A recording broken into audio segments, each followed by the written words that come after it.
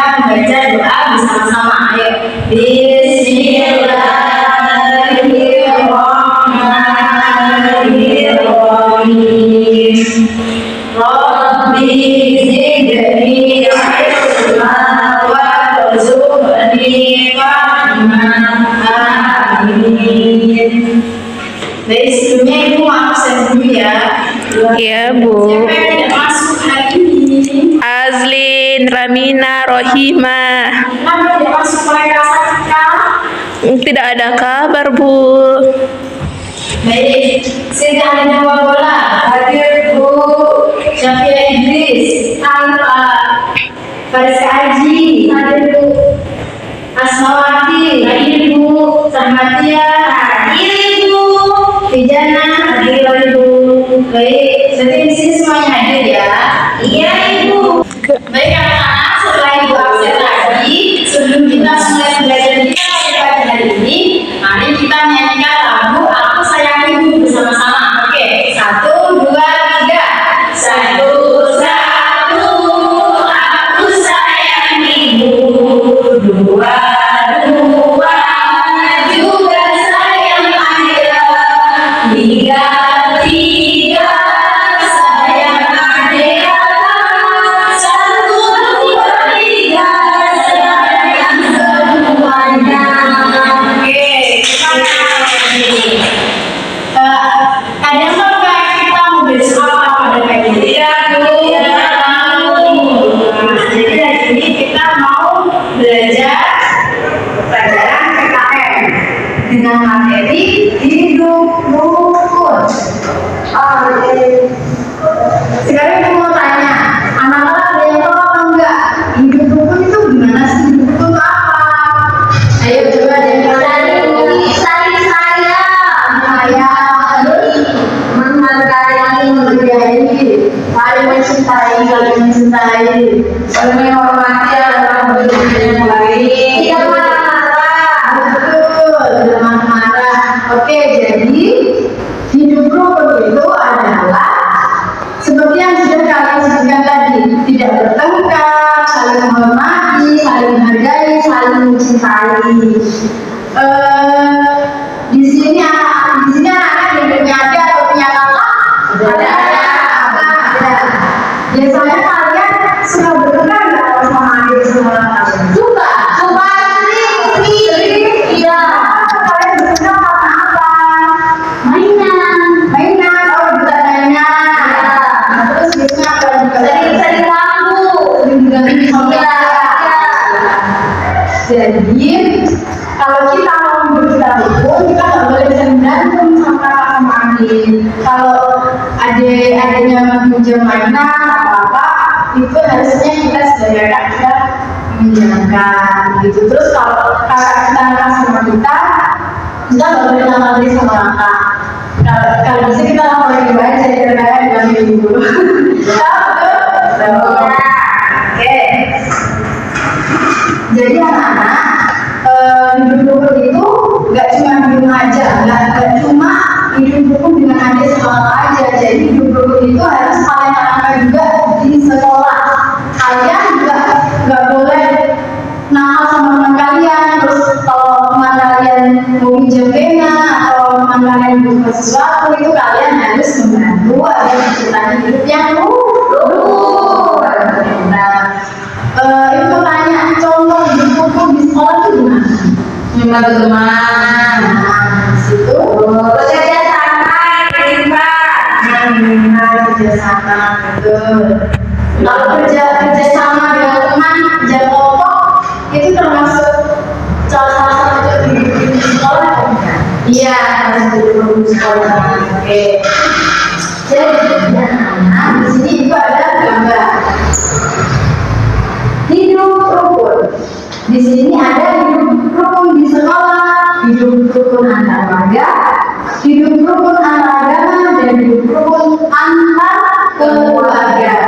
Jadi seperti yang Ibu sudah katakan tadi, kalau hidup rukun itu tidak hanya di keluarga, tidak hanya sesama kakak atau adik, tidak hanya sesama teman di sekolah. Jadi hidup rukun itu harus hormat kepada guru, Nah, di sini contoh hidup rukun di sekolah yang pertama yaitu hormat kepada guru. Di sini ada gambar anak saling kepada guru. Ini salah satu contoh hidup rukun dengan menghormati guru.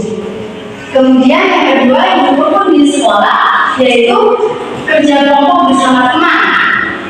Dengan kerja kelompok kalian akan bisa membangun komunikasi yang baik dengan teman, kemudian terciptalah hidup yang rukun. Kemudian yang ketiga membersihkan kelas bersama. Sebelum kalian piket, terus habis itu kalau kelasnya kotor kalian saling mengingatkan, habis itu membersihkan kelas bersama-sama. Kemudian yang kedua yaitu rukun antar warga. Selain kita harus hidup rukun di sekolah, kita harus hidup rukun antar warga, antar tetangga. Jadi terciptalah hidup rukun antar lingkungan di sekitar rumah tinggal kita. Contohnya di sini hidup rukun antar warga yaitu kerja bakti di lingkungan sekitar. Contohnya biasanya kalau di kompleks kalian kalau ada kerja bakti bersama itu ada apa biasanya? Biasanya ada kan? Ada. Biasanya hari Minggu. Jumat. Ada bulan puasa. Bulan puasa ya betul. Jadi dengan kita melakukan kerja bakti bersama dengan keluarga, dengan tetangga itu akan menimbulkan rasa kerjasama, kemudian komunikasi antar sesama tetangga dan keluarga. Kemudian yang kedua yaitu menjenguk tetangga yang sakit. Nah, kalau ada tetangga kalian yang sakit, kalian harus menjenguknya, tidak boleh membiarkan saja, oke? Oke. Karena menjenguk orang sakit itu dapat pahala, ya kan? Kemudian yang ketiga berbagi dengan sesama. Kalau kita mendapatkan rezeki yang lebih, kita mendapatkan uang yang lebih, kita bisa berbagi ke sesama tetangga kalau ada yang membutuhkan. Atau kita berbagi dengan tetangga kita di sebelah rumah, itu juga bisa.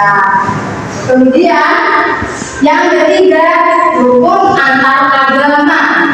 Anak-anak tahu kan di Indonesia ini banyak sekali bermacam-macam agama, kan? Iya. Kalau kita agama apa? Islam, betul. Selain Islam ada juga agama Kristen, agama Hindu, agama Buddha, agama Konghucu, terus apa lagi? Kristen, Protestan, Katolik, kan banyak kan? Jadi karena di Indonesia ini banyak sekali bermacam-macam agama, jadi kita harus saling menghormati antara satu agama dengan agama yang lain. Nah, anak-anak karena di Indonesia ini sangat banyak sekali bermacam agama, maka dari itu kita harus saling menghormati antara satu agama dengan agama yang lain agar tidak terjadi kekacauan di negara kita ini. Karena kalau seandainya kita saling menjelek-jelekan antara satu agama dengan agama yang lain, itu pasti akan terjadi perpecahan antara agama dengan agama yang lain, tidak saling menghormati dan tidak terjalin toleransi antar agama. Betul kan? Betul. Kemudian yang terakhir yaitu rukun antar keluarga. Nah, di sini siapa yang masih suka marah-marah sama ibunya? Ayo, anak-anak. Siapa yang masih suka marah-marah sama ibunya? Kalau disuruh apa masih nggak mau?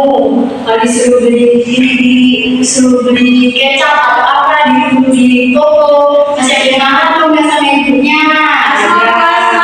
Jadi marah. Jadi kita tidak boleh marah sama ibu kita ya kalau kita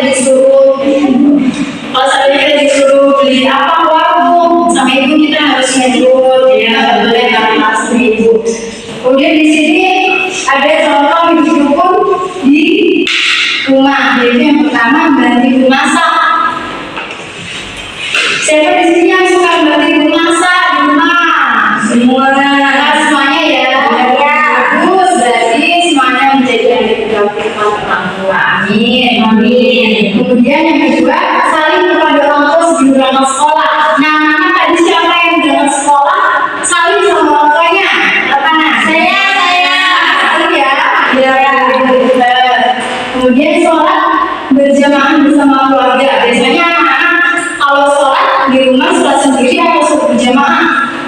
Berjamaah. Berjamaah gitu. Kadang-kadang sendiri, kadang-kadang berjamaah. Ya, jadi alangkah kalau kita bisa sholat berjamaah bersama ibu dan bapak ya di rumah, biar pahalanya juga nambah. Oke. Nah, dari contoh-contoh ini apakah anak sudah tahu, sudah paham dengan contoh-contoh hidup rukun di sekolah, hidup rukun antar warga, hidup rukun antar agama, dan hidup rukun antar keluarga? Anak sudah paham? Sudah. Oke. Apakah ada yang mau ditanyakan? Tidak, Nadia. Iya, pintar ya semuanya. Amin. Oke, baiklah. Kalian tadi sudah lihat contoh-contoh hidup rukun di sekolah, hidup rukun antar warga, hidup rukun antar agama, dan hidup rukun di keluarga. Sekarang, Ibu mau menjelaskan tentang apa saja manfaat dari hidup rukun. Oke? Anak-anak tahu nggak kalau apa sih manfaatnya dari hidup rukun? Kenapa kita tidak sebutkan saja kenapa harus hidup rukun? Berdamai dengan keluarga, pintar sekali. Jadi manfaat dari hidup rukun itu yang pertama yaitu menjalin keharmonisan. Kalau kalian menerapkan hidup rukun, mau itu di rumah, di sekolah, dimanapun, kalau kalian menerapkan hidup yang rukun, itu pasti nanti akan terjadi kehidupan yang harmonis, sayang antar sesama, dan tidak ada pertengkaran. Kemudian yang kedua, manfaat dari hidup rukun yaitu terhindar dari konflik. Nah, seperti tadi kalau kita saling menghargai, kalau kita tidak saling menghargai antar sama agama, tidak ada toleransi, maka akan terjadi konflik antar agama, antar suku, karena di dalam diri kita tidak menanamkan hidup rukun, jadi pasti ada konflik. Tapi kalau kita menanamkan hidup rukun di dalam diri kita, pasti tidak akan ada konflik di antara kita semua. Kemudian manfaat hidup rukun yang ketiga yaitu terjadi kerjasama dan saling tolong menolong. Seperti tadi contohnya hidup rukun antar warga, kan kerja bakti bersama, itu tolong menolong juga. Kalau seandainya kita ada kesusahan di rumah, kita ada banjiran atau apa, gitu kan, nanti tetangga bisa bantu kita. Itu di situ terjadi tolong menolong antar sesama tetangga. Kemudian manfaat yang terakhir dari hidup rukun yaitu menciptakan ketenangan hidup. Kalau kita hidup rukun pasti otomatis hidup kita akan tenang. Kita terhindar dari konflik, terus habis itu kita saling menyayangi dan bersama, kita tidak saling bertengkar. Oke, anak-anak, jadi berharap kalian senantiasa menanamkan hidup rukun dimanapun kalian berada, baik itu mau di rumah, mau di sekolah, mau antar warga, kalian harus menanamkan dalam diri kalian hidup rukun agar hidup kalian tenang dan damai. Oke. Baik. Sebelum Ibu menutup pertemuan kita pada pagi hari ini, Ibu memberi tugas kepada kalian. Minggu depan kalian di rumah bikin cerita keseharian kalian ketika di rumah membantu ibu atau membantu ayah. Kalian bikin cerita ya menceritakan kehidupan kalian di rumah ketika kalian sedang membantu orang tua di rumah. Oke Bu. Nah, baik, sebelum kita menutup pertemuan kita pada pagi hari ini, Ibu mau mengevaluasi sebentar tentang pelajaran yang baru saja kita pelajari.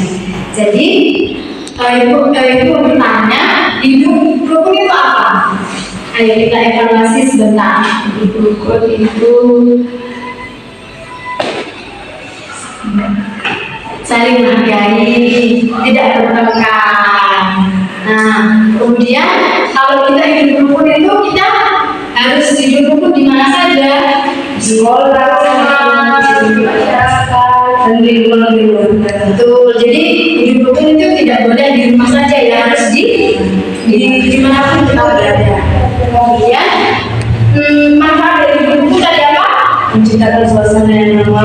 aman, betul, menciptakan suasana yang aman, kemudian harmonis, kemudian terhindar dari konflik, kemudian menciptakan Oke, jadi anak-anak sudah paham ya tentang pelajaran kita pada pagi hari ini, yaitu hidup rukun. Oke, kalian sudah paham ya? Bagus.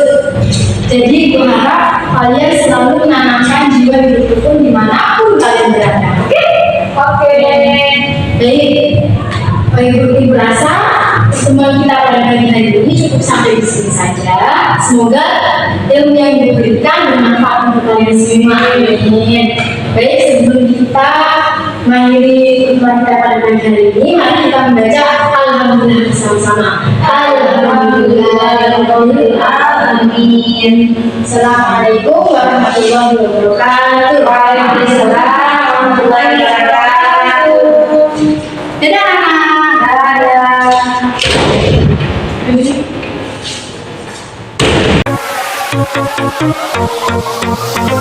Dadah.